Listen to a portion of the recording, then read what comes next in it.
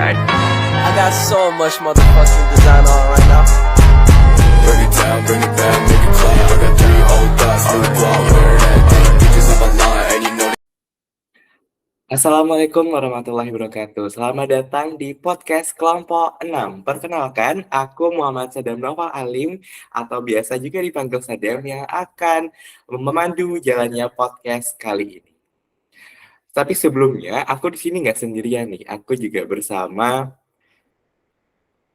host kedua kita, yaitu Kak Alivia. Kak Alivia, apakah sudah bergabung bersama kami? Iya, sudah. Halo. Halo juga. Gimana kabarnya nih Kak Alivia?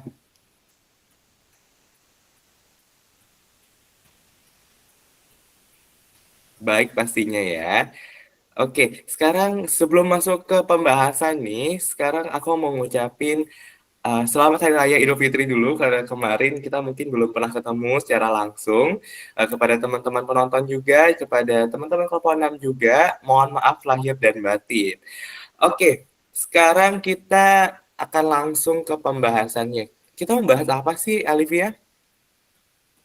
Oke, jadi sekarang itu kita akan membahas tentang feminisme dan LGBT di Indonesia. Wow, agak berat gitu ya topiknya ya.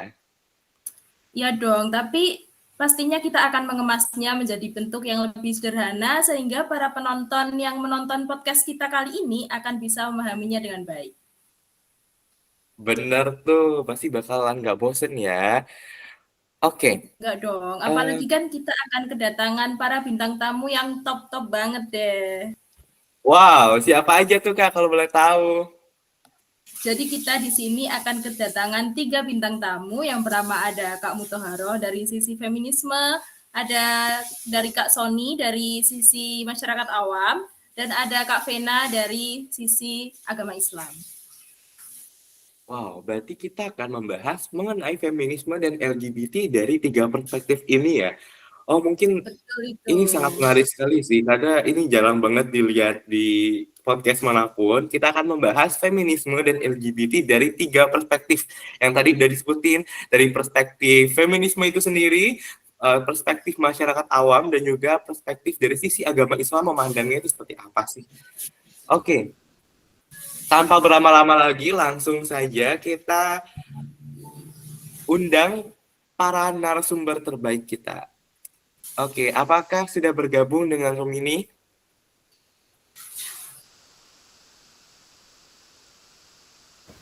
Ya, sudah. Ya, sudah. Sudah. Oke, kepada para bintang tamu, sebelumnya aku mau ngucapin terima kasih udah mau nyepatin waktunya hadir di podcast kami hari ini untuk ngobrol-ngobrol bersama kami. Namun sebelumnya aku meminta tolong dong kepada para bintang tamu untuk memperkenalkan diri. Mungkin bisa dari Kak Mutaharoh dulu.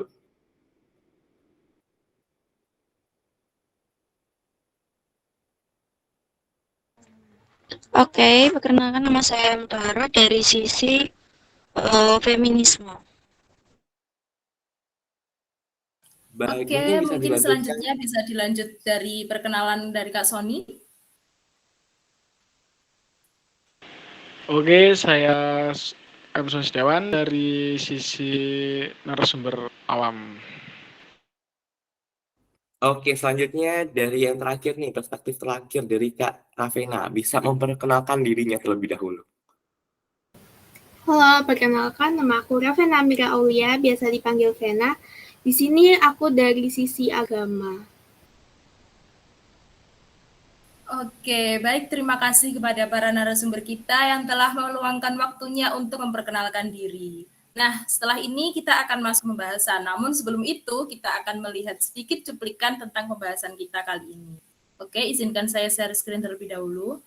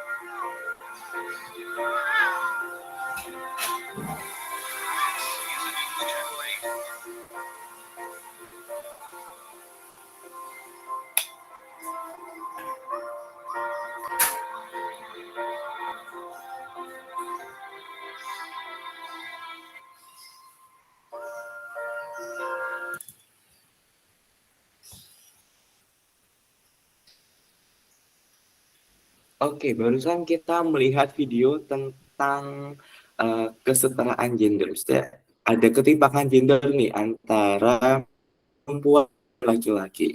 Videonya yang sangat menarik ini disebutkan pada video tersebut wanita mendapatkan ketimpangan, terutama ketika memasuki kehidupan pernikahan. Dalam video tersebut pun, sang ibu harus mengurus anaknya sendiri, diperlihatkan ketika sedang makan. Sang suami dapat makan dengan nyaman dan tenang, sedangkan sang ibu harus menyuapi anaknya, menenangkan anak saat menangis, sehingga tidak dapat mendapatkan ketenangan saat makan. Dan fenomena semacam ini masih banyak berkembang di masyarakat kita. Dan melalui hal ini juga sudah banyak para wanita yang ingin meraih kembali kesetaraannya antar gendernya dia. Mereka ingin mengambil kembali hak mereka yang sudah lama hilang. Gerakan ini berkembang bersama maraknya dengan kegiatan atau gerakan dari feminisme itu sendiri. Namun, dengan melihat substansinya ini, apa sih sebenarnya feminisme itu sendiri? Mungkin dari sisi feminisme, Kak Mutaharo dapat menjelaskan apa sebenarnya feminisme itu dan apa yang ingin diraih di sana. Oke, jadi feminisme itu berasal dari bahasa Latin yang artinya perempuan atau feminisme. Bisa didefinisikan sebagai suatu kesadaran akan penindasan dan pemerasan terhadap perempuan dalam masyarakat, di tempat kerja, dan dalam keluarga, serta tindakan sadar oleh perempuan maupun laki-laki untuk mengubah keadaan yang tidak adil. Bahasa simpelnya tuh suatu gerakan yang menganjurkan persamaan hak antara laki-laki dan perempuan di bidang sosial, politik, maupun ekonomi.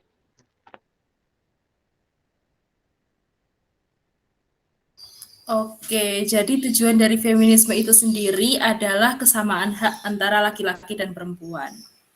Tapi ngomong-ngomong aku jadi penasaran nih. Kan tadi kita udah melihat cuplikan video, yaitu bagaimana pandangan dari Kak Mutaharo sendiri melihat fenomena tersebut, fenomena ketika seorang istri ketika memasuki dunia pernikahan itu tidak memiliki kebebasan untuk melakukan apa yang ia suka. Ia harus mengurus rumah tangga, mengurus anak, pokoknya apapun yang berhubungan dengan rumah dan anak itu harus menjadi tanggung jawab seorang istri. Nah, pandangan dari Kak Mutaharo sendiri bagaimana?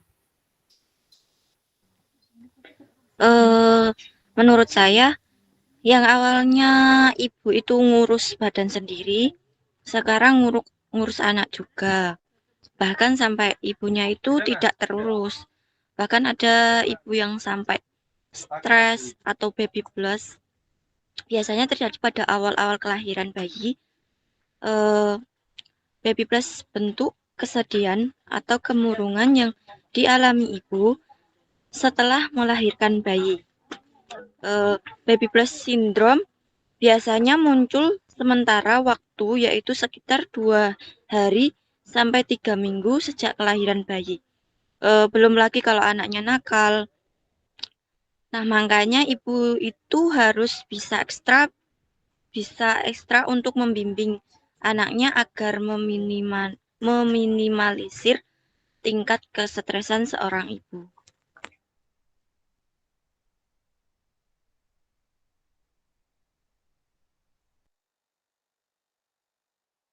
Oke, melihat jawaban tadi yang sudah dijelaskan mengenai feminisme, tadi juga disebutkan mengenai kesetaraan gender. Tapi masih banyak orang di luar sana berpikir kalau kesetaraan gender itu masih terpaku pada equal, A harus sama dengan A. Padahal mungkin prakteknya itu nggak seperti itu. Menurut kamu Taharo sendiri, dengan adanya pikiran seperti itu, terutama dari para lelaki, apakah mungkin feminisme dapat berjalan dengan baik?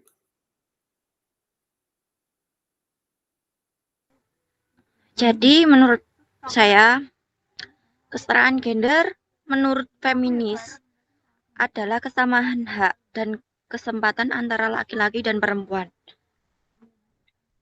baik di bidang pendidikan, hak politik,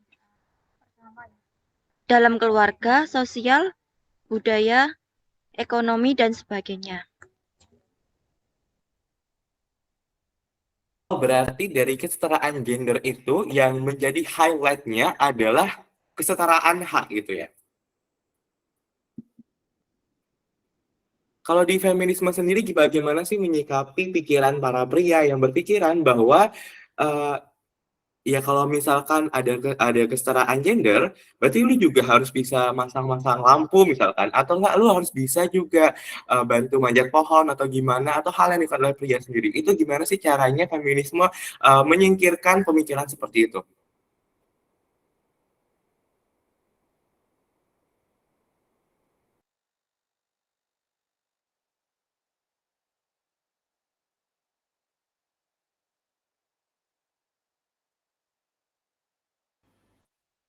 Mungkin terjadi kendala sinyal ya yang ada di Kak Mutaharov. Sekarang aku akan beralih ke Kak Sony nih sebagai pandangan awam. Mungkin Kak Alivia mau memberikan pertanyaannya kepada Kak Sony.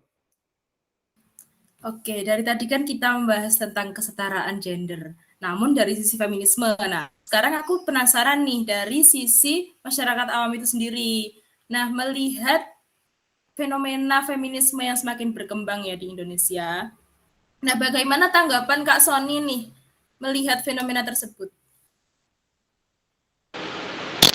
Oke, jadi menurut saya feminisme adalah gerakan yang berfokus kepada kesetaraan dan keadilan dan masih terdapat perbedaan gender di berbagai bidang kehidupan. Itu aja sih.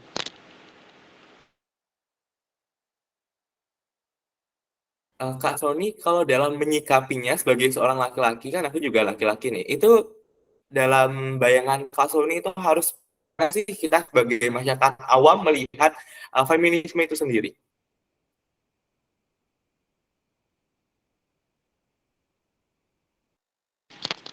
Gimana? Tolong diulangi, kurang jelas. Uh, kan tadi disebutkan, bagaimana sih cara menyikapi kesetaraan gender yang ada, atau menurut masyarakat awam itu sendiri, terutama pada para lelaki. Gimana sih Kak Sony itu membayangkan si kesetaraan gender itu?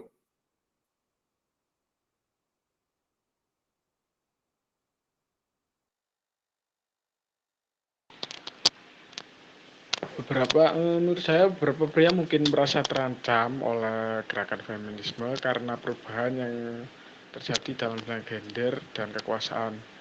Namun sebenarnya kesetaraan gender akan memberi manfaat yang sama baiknya bagi pria maupun perempuan.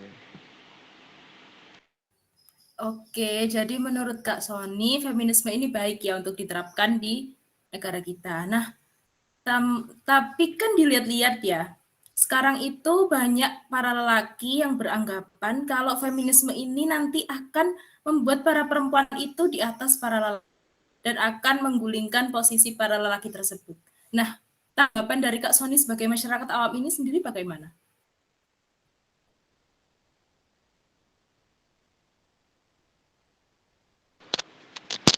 Untuk masalah yang menggulingkan, tanggapan saya sih mungkin tidak merasa kalau perempuan itu akan lebih di atas laki-laki, karena gerakan feminisme sebenarnya tidak bertujuan untuk merugikan kaum Adam. Feminisme adalah gerakan sosial dan politik yang bertujuan untuk mencapai kesetaraan gender dan mengakhiri diskriminasi terhadap perempuan dan anak perempuan. Kemudian, gerakan ini bukan tentang membangkitkan kebencian atau menempatkan perempuan di atas laki-laki, akan tetapi tentang mengakui bahwa perempuan memiliki hak yang sama dengan laki-laki.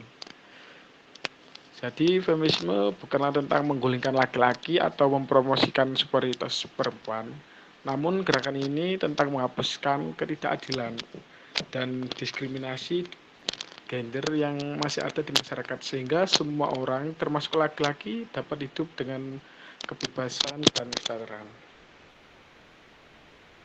Oke, menarik sekali ya jawaban dari Kak Sony ini. Nah, selanjutnya kan kita tadi udah membahas dari sisi feminisme, dari sisi masyarakat awam ini sendiri. Nah, sekarang aku mau tanya nih, posisi perempuan dalam Islam yang sebenarnya itu gimana sih dari Kak Rafena mungkin?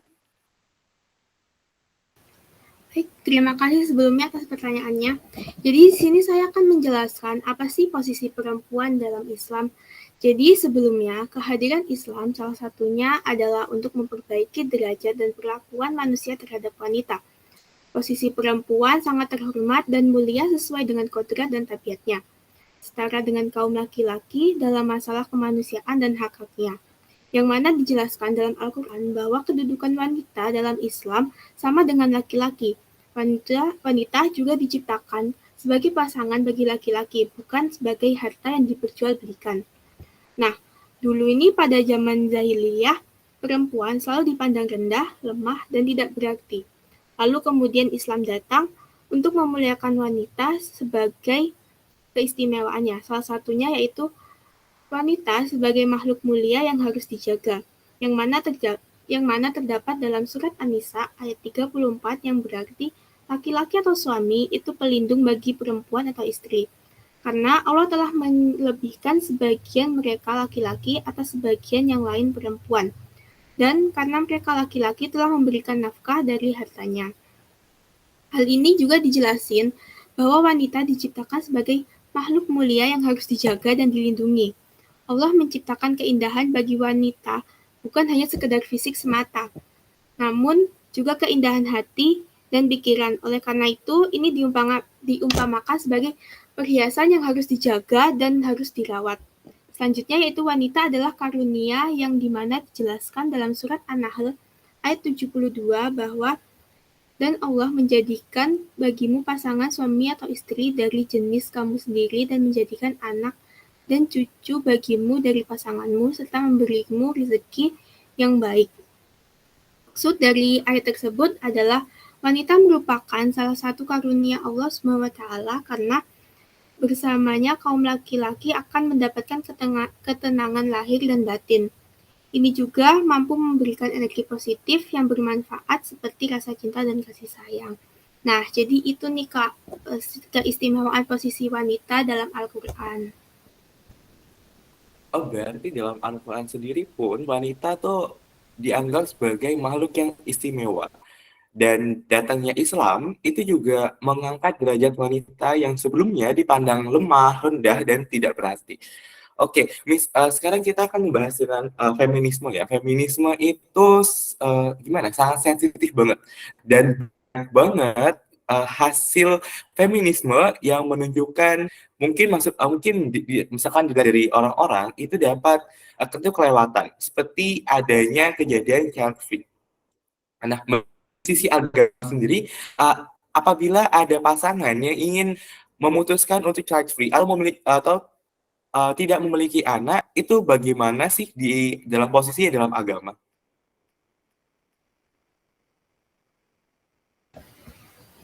Belakangan ini juga banyak masyarakat yang mulai bertanya, apakah child free dalam Islam itu dilarang?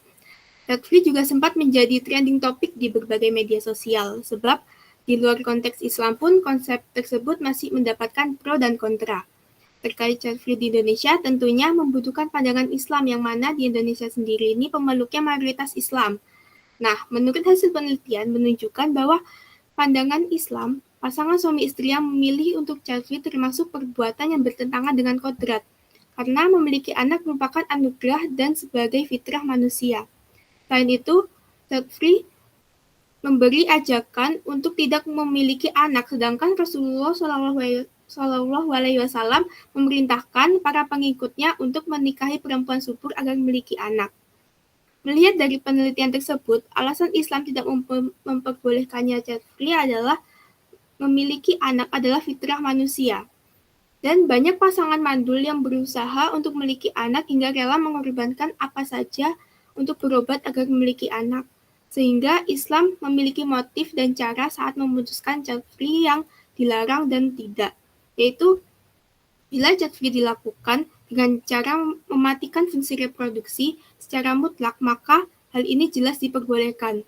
Nah, kan banyak nih pasangan suami istri di luar sana yang tidak mau memiliki anak karena alasan ribet dan mau fokus pada karirnya. Dan sebagian dan sebagainya. Sedangkan di sisi lain, anak itu membawa rezeki kepada kita.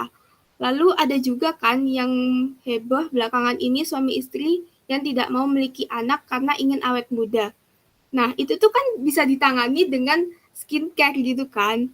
Nah, tapi child free juga dilakukan dengan menunda atau mengurangi kehamilan, maka itu juga termasuk kategori makruh. Jadi, di sini dapat disimpulkan bahwa dilihat dari cara suami istri merealisasikan pilihan child free, yang mana terdapat dari dua hukum, yakni makruh bila hanya sekedar menunda kehamilan dan haram bila itu mematikan fungsi reproduksi secara mutlak. Gitu. Oke, jadi child free dalam sisi agama Islam itu sendiri ada dua hukum itu tadi ya, makruh dan haram. Kan kalau ya seperti yang dijelaskan oleh Kak Rafina tadi ya, banyak para masyarakat ini yang menganggap bahwa punya anak ini malah makin menambah beban mereka nih. Seperti kan membutuhkan banyak biaya. Contohnya itu biaya persalinan, biaya pendidikan, biaya kesehatan anak itu mengambil beban itu yang berat banget itu loh bagi kita. Nah, masyarakat awam itu makanya mengambil child free ini agar tidak makin menambah beban mereka. Nah, dari Kak Sony sendiri nih, kan yang nantinya akan menjadi seorang suami, yang nantinya akan mempunyai istri. Nah, ini bagaimana pendapatnya jika istri Kak Sony nanti yang malah nggak mau punya anak atau child free? Itu bagaimana tanggapan dari Kak Sony? Oke, menurut saya kalau semisal nanti istri saya tidak mau memiliki anak, mungkin cara cara yang pertama adalah diomongin terlebih dahulu dengan keluarga atau gimana gitu. Soalnya nanti kalau misal kita tidak ada komunikasi kan menjadi sebuah masalah, jadi kerusakan rumah tangga. Karena siapa sih orang yang menikah tidak ada tidak mau untuk punya keturunan, kan emang salah satu tujuan nikah adalah untuk mempunyai keturunan. Mungkin itu aja sih dari saya. Kalau Kak Sony sendiri ini berarti cenderung nggak mendukung child free ya? Berarti emang ingin punya anak nantinya? Oleh saya sih ya pengen punya dua anak. Dua sesuai anjuran KB ya, keluarga berencana. Iya ya, Oke, kalau kebanyakan Kak nanti. kalau Kak Rafina sendiri ini dalam diri sendiri ya, ini ingin child free atau enggak? Sebenarnya sih enggak ya. Karena pasti tiap orang pasti ingin memiliki buah hatinya ya untuk meneruskan mungkin perjuangannya ataupun mewariskan sisi keluarganya. Kalau dari sisi Kak Mutahharoh apakah masih ada di sini? Kak Mutahharoh ini melihat child free dari sisi feminisme itu bagaimana sih?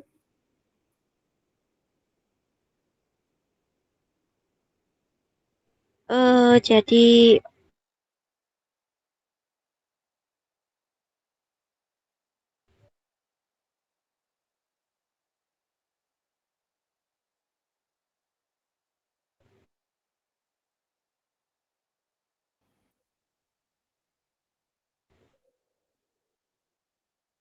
Halo Kak Mutahharoh, mungkin ada jadi kendala jaringan di sana ya. Sekarang aku mau ngobrol sama Via dulu deh Via. Kalau dari kamu sendiri, kamu bakalan punya anak atau enggak? Yang pastinya ya sesuai anjuran dari Rasulullah itu sendiri tadi, ada yang sudah kemungkinan alasan seseorang hobi atau cita-cita. Yang kedua, adanya masalah kesehatan yang dialami.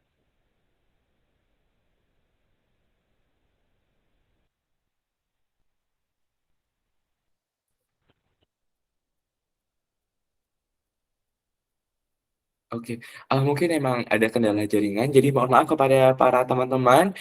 Mungkin kamu Taharoh memang belum bisa bergabung pada kami pada kali ini. Oke, kembali lagi ke Via deh. Via, kalau dari sisi kamu sendiri, gimana sih kamu memandang child free ini? Kita kan sebagai masyarakat awam ya, kita nggak ngerti apa-apa nih tentang agama, aku nggak tahu, tentang feminisme juga aku masih awam banget. Ini gimana sih kalau kamu sendiri? Child free itu ya sebenarnya tergantung tujuan dari masing-masing pasangan ya. Itu kan juga keputusan dari pasangan itu sendiri. Tapi kalau dari aku sendiri, child free itu ya seperti anjuran agama Islam kan kita memiliki keturunan untuk ya nanti biar di masa tuanya itu juga kita itu nggak kesusahan. Ada anak yang menjaga, merawat gitu. Nah, namun ya mungkin nggak yang stigma masyarakat banget, banyak anak banyak rezeki. Jadi ya nggak 3, 4, 5 anak itu enggak sih. Jadi tergantung kemampuan aja. Mungkin 2 tadi ya sesuai anjuran dari Kak Sony. Oh, baik, baik, baik. Ya, seperti kita juga harus mengikuti anjuran dari pemerintah ya, 2 anak lebih baik.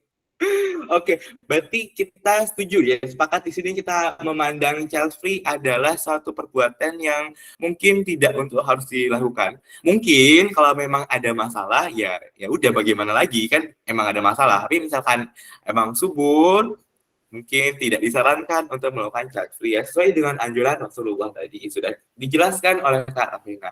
Sekarang kita akan beralih sedikit ke ini sebenarnya masih mirip-mirip dengan child free karena pasangan ini juga pasti akan child free karena tidak punya anak, tidak bisa menghasilkan anak. Ini salah satu pembahasan yang kontroversial juga. Ini sejalan juga dengan adanya feminisme. Jadi adanya feminisme itu juga terkadang mendukung dari pasangan ini. Apalagi kalau bukan pasangan LGBT. Sebelumnya kita akan melihat cuplikan. Ini cuplikan berupa berita.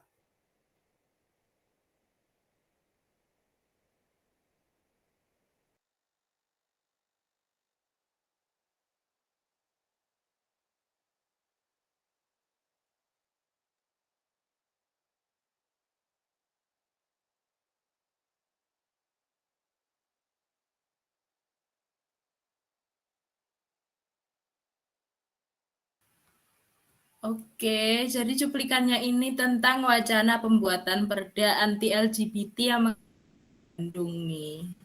Menarik banget ya beritanya. Jadi di berita tersebut terlihat nih kalau Kota Bandung ini sendiri menolak adanya LGBT di Indonesia. Nah, katanya aku sudah membaca nih di berita ini tadi, Pemkot Bandung itu sendiri mengungkapkan kalau LGBT ini akan melanggar norma agama dan norma hukum, apalagi norma hukum di Indonesia. Nah, dari cuplikan tersebut kan banyak ya berarti yang mendukung juga dari pemerintah-pemerintah yang lain. Nah, sebelum itu aku mau bertanya nih ke Kak Sony sebagai masyarakat awam, menurut Kak Sony, LGBT itu gimana sih? Oke, jadi menurut saya LGBT bukan masalah sih, selagi tidak merugikan orang lain dan tidak dilakukan secara terang-terangan kepada publik seperti halnya di Eropa kan terang-terangan sampai dipromosikan, karena di Indonesia kan beda, dan di Indonesia kayak ada penolakan kan ya, memang bertentangan dengan norma-norma agama. Dan kenapa tidak boleh dilakukan secara terang-terangan, karena itu mungkin akan menimbulkan tekanan tersendiri dari masyarakat. Itu saja sih. Jadi menurut Kak Sony, kalau dilakukan secara terang-terangan itu akan menimbulkan tekanan tersendiri nih dari masyarakat. Nah, tekanan tersendiri dari masyarakat itu contohnya seperti apa sih? Ya mungkin kayak apa ya, kayak kan dibully atau enggak, itu kita jadi terasingkan. Soalnya kan tahu sendiri Kak, di negara kita itu kayak gimana, apalagi kalau udah berurusan dengan netizen dan LGBT kan sekarang itu lagi tren-trennya kan. Jadi yuk kayak kita terbuka sedikit aja gitu. Misal kita terbuka sedikit aja tentang perbuatan LGBT kepada publik kan dengan cepat itu akan viral di medsos dan itu akan menyebabkan tekanan tersendiri dari dari masyarakat. Oke, tapi tadi kan Kak Sony bilang kalau LGBT itu bukan masalah selagi tidak merugikan orang lain. Namun kita melihat ke sisi agama dulu ya. Kalau dari sisi agama sendiri, apakah LGBT itu diperbolehkan?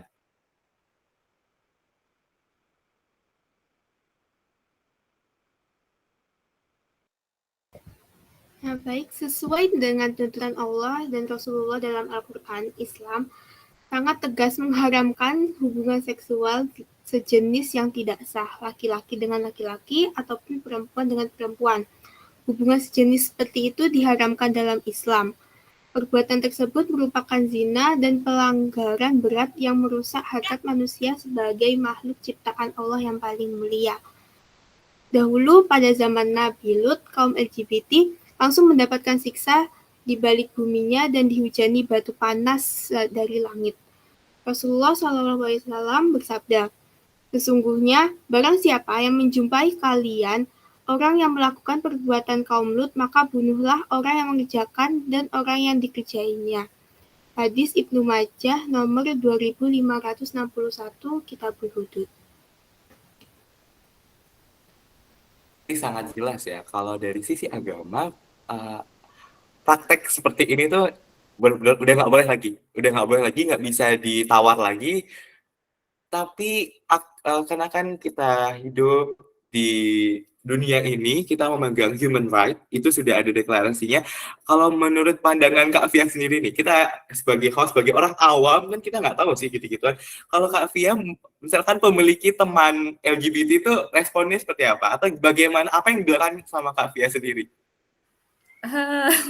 Agak sulit ya menjawabnya. Gini ya, sebelumnya saya tuh bukannya menolak atau mendukung LGBT ini sendiri. Namun kan ya sudah jelas ya tadi di agama kalau LGBT ini dilarang. Namun mungkin kan itu ada faktor-faktor tersendiri dari orang-orang yang melakukan LGBT ini. Jadi mungkin berusaha memahaminya lagi, berusaha mencari tahu nih kira-kira apa sih yang mendorong mereka untuk melakukan ini gitu. Atau ada trust issue mungkin atau apa? Lagi hyper banget ya, lagi trust isu mungkin ke lawan jenisnya, jadi dia mencari sejenis yang nggak tahu juga ya. Kalau dari Kak Sony sendiri nih, misalkan memiliki teman, Kak Sony nggak LGBT kan, misalkan memiliki teman yang melakukan praktek LGBT, itu tanggapan dari Kak Sony sendiri bagaimana? Apakah menjauhkan teman itu atau kayak tetap merangkul atau bagaimana? Oke, kalau dari saya selagi teman saya, kalau misal teman saya LGBT lah, selagi tidak yang dilakukan itu selagi tidak terang-terangan atau tidak mengganggu orang sekitar, mungkin tidak mengapa. Dan untuk saya sih mungkin mencoba untuk membenarkan lagi sifatnya dengan cara mengajak ke jalan yang benar agar tidak menyimpang. Dan kalau misal itu masih nggak berhasil ya udah, karena itu kan hak orang masing-masing kan. Jadi kan kalau emang selagi bisa kita ajak untuk kembali ke jalan yang benar ya kita ajak, kalau masih nggak bisa ya udah, yang penting kita kan udah usaha, itu aja deh. Oke, mantap sekali jawabannya yang sangat luar biasa ya. Berarti kita merangkulnya, tapi juga memberikan arahan yang benar nih. Memberikan arahan sesuai dengan ajaran agama kalau ini memang tidak dibolehkan. Tapi tidak juga menggunakan kekerasan. Sangat bagus sekali jawaban dari Kak Sony ya. Terus aku masih penasaran lagi nih. Misalkan dari sisi agama nggak boleh, tapi misalkan orang yang melakukan itu, menurut Raffena itu gimana? Itu dia harus tobat kah atau bagaimana kah?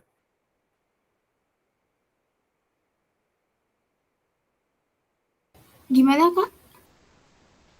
Misalkan ada seorang muslim yang melakukan praktek LGBT nih, dia mungkin nggak sadar. Itu bagaimana sih caranya atau gimana pandangan Kak Raffena sendiri dari sisi agama tentang hal itu? Misalkan ketemu orang seperti itu, apa yang akan Kak Raffena lakukan?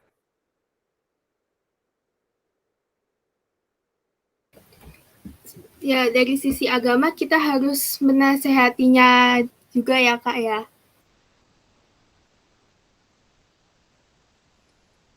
Menasehatinya berarti tidak memberikan kekerasan juga kan, tidak menghardiknya dan Iya. memperlakukannya sebagai manusia pada umumnya.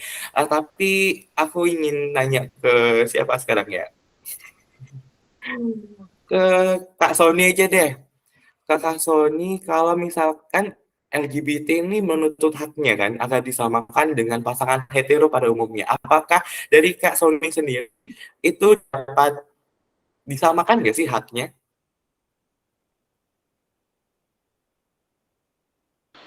Untuk saya sih kayaknya sih tidak sih ya. Karena gimana ya? Jawabnya? Karena saya itu kayak beda aja gitu kayak sama LGBT, karena orang LGBT kan mempunyai kayak pemikirannya itu udah agak melenceng sedikit kan, berarti kayak ya kalau untuk kaknya sih mungkin tidak.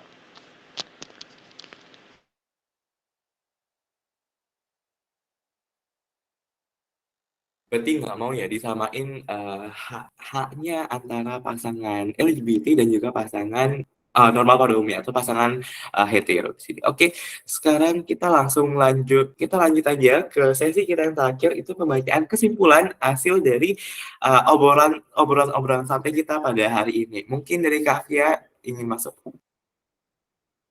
Oke, yang pertama saya akan membacakan kesimpulan ya. Menurut saya nih, menurut podcast ini, jadi feminisme itu gerakan untuk menghilangkan ketidakberdayaan perempuan dalam berbagai hal. Dan feminisme itu bertujuan untuk menyamakan hak antara laki-laki dan perempuan. Jadi tidak ada perbedaan yang signifikan nih antara laki-laki di zaman dahulu. Dan juga tidak digunakan sebagai senjata untuk melemahkan kaum perempuan itu sendiri dan tidak sebagai kesombongan nih bagi kaum lelaki itu sendiri. Mungkin dari Kak Sadam ada yang ingin ditambahkan? Mungkin dari aku udah cukup sih, karena feminisme ini kan gerakan yang sudah bergerak sebenarnya dari awal ya. Apalagi kita sudah tahu April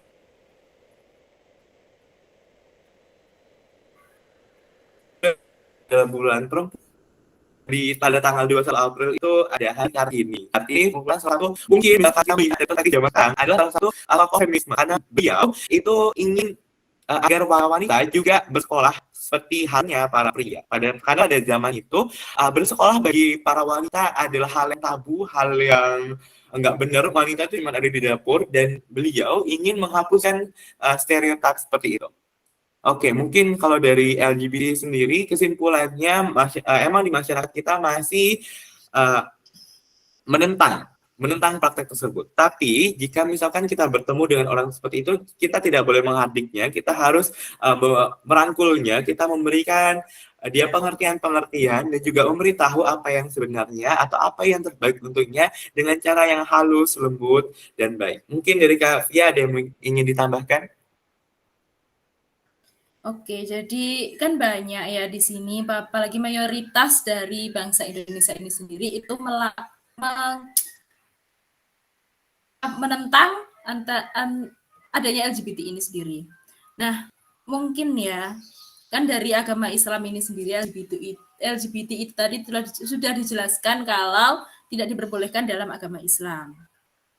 Dan mungkin di bangsa Indonesia ini sendiri memiliki hukum-hukum yang melanggar LGBT ini sendiri. Jadi sudah jelas tertulis, sudah ditegaskan juga kalau LGBT ini adalah hubungan seksual sejenis yang tidak sah.